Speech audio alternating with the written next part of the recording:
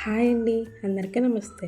Welcome back to our channel అమ్మ అభిరుచి. ఇవాళ రెసిపీ వచ్చేసింది సింపుల్గా రెస్టారెంట్ స్టైల్లో ఇంట్లోనే సూపర్ టేస్టీ రొయ్యల బిర్యానీ ఎలా చేయాలో స్టెప్ బై స్టెప్ అయితే చూపిస్తానండి.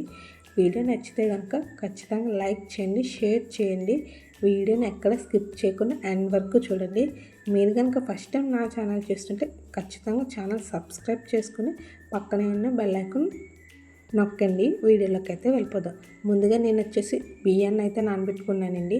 మనం బిర్యానీ చేసే ముందు రైస్ని అయితే నానబెట్టుకోవాలండి. ఇది ఖచ్చితంగా చూసుకోండి. దీన్ని బట్టి వాటర్ అనేది వేసుకోవాలి. కాబట్టి నేను బిర్యానీ చేసే ముందు మాత్రమే రైస్ని అయితే నానబెట్టేశాను.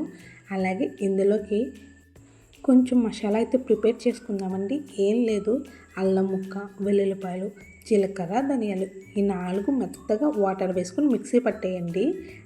బిర్యానీ సామాగ్రి కూడా తీసుకోవాలి. అలాగే ఉల్లిపాయలు పొడవు చీలికలుగా కట్ చేయండి. పచ్చిమిర్చిని చిన్న చిన్న ముక్కలుగా కట్ చేసుకోండి. కొత్తిమీరని కూడా వేసుకోండి. స్టవ్ వెలిగించి గిన్నె పెట్టి ఆయిల్ని అయితే వేసుకోండి. ఆయిల్ వేడెక్కాక స్టార్ పువ్వు, అనాస మొగ్గ, జాపత్రి, యాలకులు, లవంగ మొగ్గలు కూడా వేసుకోండి. అవి వేగాక బిర్యానీ ఆకు, షాజీరా, జీడిపప్పు, పండ పువ్వు, మీకు నచ్చిన స్పైసెస్ అన్నీ బిర్యానీ స్పైసెస్ అయితే వేసేసుకోవాలండి. ఇవన్నీ బాగా వేగాలి. ఇవన్నీ వేగాక ముందుగా మిక్సీ పట్టాం కదండి, ఆ మసాలా పేస్ట్ని అయితే వేసేసుకోండి. బిర్యానీ అయితే చాలా ఈజీ ప్రాసెస్ అండి, కానీ టేస్ట్ మాత్రం చాలా బాగుంటుంది. ఖచ్చితంగా ఒక్కసారి అయితే ట్రై చేసుకోండి. మసాలా కొంచెం వేగాక ఇందులో నెయ్యిని అయితే యాడ్ చేసుకోండి. నెయ్యి కొంచెం ఎక్కువ వేసుకోండి. నెయ్యి కూడా వేసేసాక మొత్తం కలిసేంత వరకు బాగా కలుపుకోవాలండి. ఈ రెసిపీలో ముందుగానే పచ్చిరొయ్యలను అయితే మ్యారినేట్ చేసుకోవాల్సిన అవసరం లేదండి. ఇప్పుడైతే డైరెక్ట్గా వేసేసుకోండి. పచ్చిరొయ్యలను అయితే శుభ్రంగా బాగా కడుక్కోవాలండి. నరాలు అనేవి తీసేసుకోవాలి. పచ్చిరొయ్యలు వేసేసాక కొంచెం సేపు మగ్గనివ్వండి. అలాగే కొంచెం పసుపుని యాడ్ చేసుకోండి. పసుపు వేసాక మొత్తం కలిసేంత వరకు కలిపేసుకోవాలండి.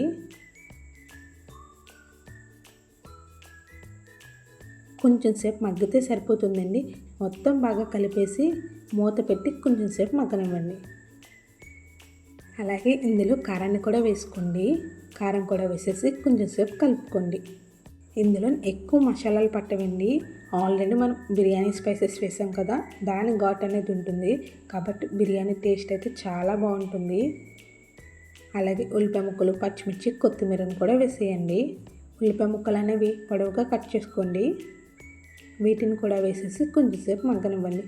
ఉల్లిపాయలు మగ్గుతాయా లేదా అనే డౌట్ మీకు రావచ్చు, కానీ ఖచ్చితంగా మగ్గుతాయండి. ఉల్లిపాయలు కూడా వేసేసాక మూత పెట్టుకొని కొంచెం సేపు అయితే మగ్గించుకోవాలండి. ఈ బిర్యానీ చేసుకుంటే ఎటువంటి కాంబినేషన్ కూడా అవసరం లేదండి. నార్మల్గానే తినేయచ్చు, అంత బాగుంటుంది. నేను చెప్తున్నానంటే ఖచ్చితంగా ఒక్కసారి మీరు కూడా ట్రై చేయండి. దాన్ని బట్టి బిర్యానీ ఎలా ఉంటుందో మీకే తెలుస్తుంది. ఇలా కలిపేసుకుని మూత పెట్టి కొంచెం సేపు పక్కన పెట్టండి. అలాగే సాల్ట్ని కూడా యాడ్ చేసుకోండి.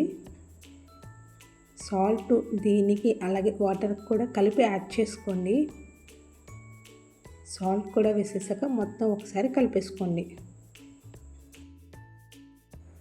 వాటర్ని అయితే యాడ్ చేసుకోవాలండి.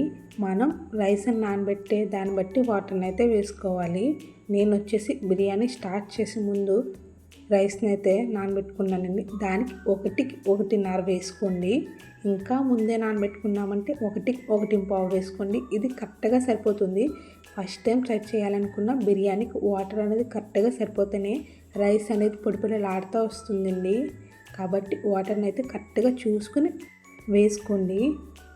వాటర్ని బట్టి బిర్యానీ అనేది బాగుంటుంది. వాటర్ కూడా వేసేసాక బాగా కలిపేసుకోండి. నేను వచ్చేసి 1.5 అయితే వేసానండి వాటర్ని. ఇప్పుడు సాల్ట్ వేసేయండి. సరిపోయిందో లేదో చెక్ చేసుకుని వేసుకోండి. నాకైతే సాల్ట్ పడుతుంది కాబట్టి కొంచెం సాల్ట్ని అయితే యాడ్ చేశాను. ఇప్పుడు మూత పెట్టి నీళ్ళని అయితే మరగనివ్వాలండి. నీళ్ళు మరిగేటప్పుడు రైస్ని అయితే వేసేసుకోవాలి. రైస్ వేసేసాక ఎక్కువసేపు కలపకండి. ఒక్కసారి రైస్ మొత్తం కలిసేంత వరకు కలిపితే సరిపోతుందండి. అలానే ఎక్కువ కలిపిన బియ్యం అనేది విరిగిపోతుంది. కాబట్టి చూసుకుని బియ్యాన్ని అయితే కలుపుకోవాలండి. ఇలా కలిపేసుకొని మూత పెట్టుకొని రైస్ వేసిన వెంటనే హై ఫ్లేమ్ మీద ఒక 5 నిమిషాలు ఉడకనివ్వండి. వాటర్ కొంచెం ఉంటుంది అనగా మంటనైతే లో ఫ్లేమ్లో పెట్టుకోండి. ఇలా చేయడం వల్ల రైస్ అనేది చాలా పొడిపొడిలాడుతూ వస్తుందండి. బిర్యానీ కుక్ అయిపోతుంది అనేటప్పుడు కొంచెం నెయ్యినైతే వేసుకోండి. చాలా అందంగా మంచి సువాసనతో రొయ్యల బిర్యానీ అయితే రెడీ అయిపోయిందండి. ఇదే మన రెస్టారెంట్ స్టైల్ బిర్యానీ అండి. మీరు కూడా ఒక్కసారి ట్రై చేయండి. ఎలా వచ్చిందో కామెంట్ సెక్షన్లో కామెంట్ చేయండి. వీడియో కనుక నచ్చితే ఒక లైక్ చేయండి. మీ కుటుంబ సభ్యులకి, మీ ఫ్రెండ్స్కి షేర్ చేయండి. ఇంకా ఇలాంటి రుచికరమైన వంటకాల కోసం అమ్మ అభిరుచి ఛానల్ని సబ్స్క్రైబ్ చేసుకోండి. పక్కనే ఉన్న బెల్ ఐకాన్ నొక్కండి. నేను పెట్టిన ప్రతి వీడియో నోటిఫికేషన్ వస్తుంది. అంతేనండి వీడియో. మళ్ళీ మరో కొత్త రెసిపీతో కలుద్దామండి. అంతేనండి వీడియో. Thanks for watching. ఖచ్చితంగా ఛానల్ సబ్స్క్రైబ్ చేసుకుని మాత్రం వెళ్ళండి.